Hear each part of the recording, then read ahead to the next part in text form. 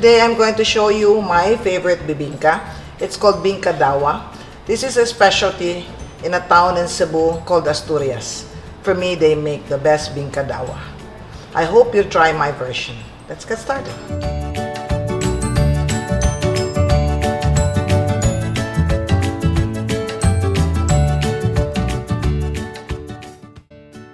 We need to wash the rice until the water is clear because we want to remove the starch. Then we're going to heat coconut milk. This is coconut milk. You can use fresh coconut.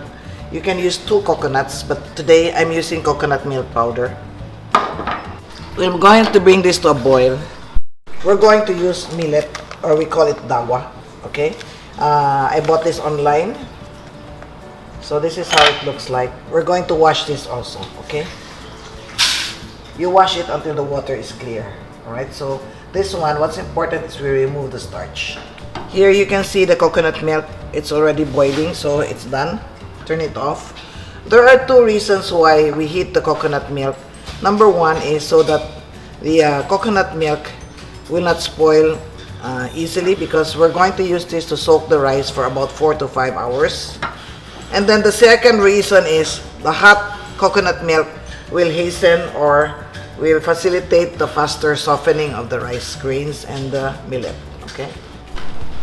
So here, this is the hot coconut milk. For me also, when you heat coconut milk, when you make kakanin, the oils are released, so there's a more intense coconut flavor. So we're going to soak this for about 4 hours to soften the rice and the millet. So we stir this, and then we cover, and after 4 hours, we're going to check that. This is the soaked rice and millet after 4 hours. So we will blend this. You'll notice the mixture has become thick. We haven't added sugar yet, so this should be alright.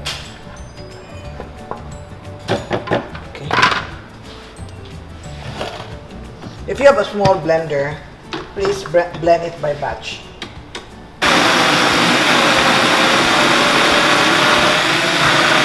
It's now fine. You can hardly see the granules, the rice and the millet.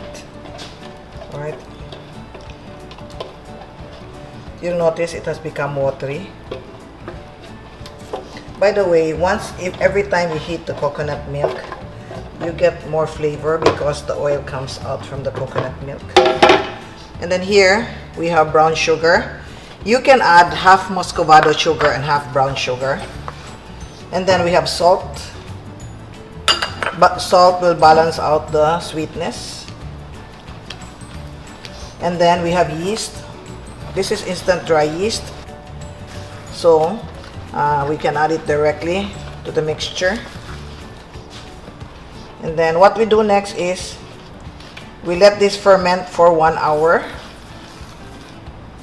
By the way, if you want to do this the night before, you can soak it in the coconut milk inside the refrigerator, not at room temperature, because overnight is like at least 8 hours. You don't want to over ferment it. All right. Okay. So make sure that the yeast is well blended in. It is dissolved completely. Cover this, and then after 1 hour, once we see the bubbles, we're ready to bake. Okay? Here you can see bubbles. So this is ready. Okay. I have it prepared here. I don't have bibingka molds, so this is just used aluminum foil molds. This is about 6 inches, 5.5 to 6 inches. Alright. Then I have cut banana leaves, and see, you can see the bubbles. You have to make sure that you stir it before you pour it into the mold.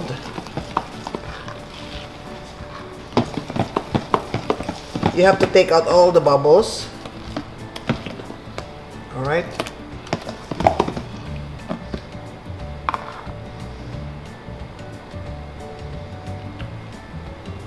This will make about 10 pieces. We'll bake it at 375 degrees for about 20-25 minutes. Then after 25 minutes, you put on the broiler setting of your oven, meaning there is heat on top, and then you bake for another 10 minutes to brown the top.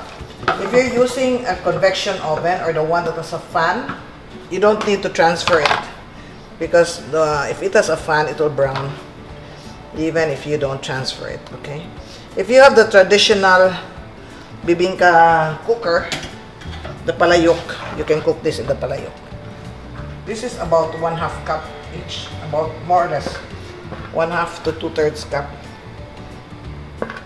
Alright, then let's put this in the oven. Alright,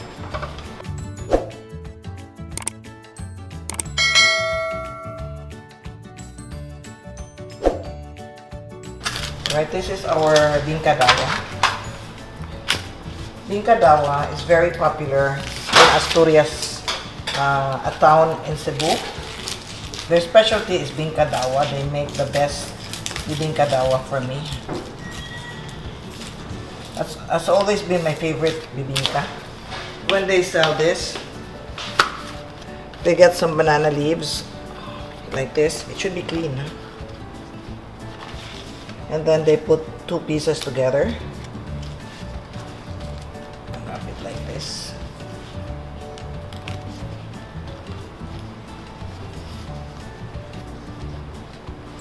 Right?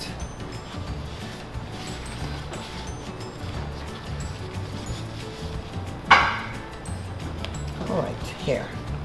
So this is our Bingka Dawa. Oh, let me show you the inside. Here. See? It has the typical honeycomb of a bibingka. Right? I hope you'll enjoy this recipe.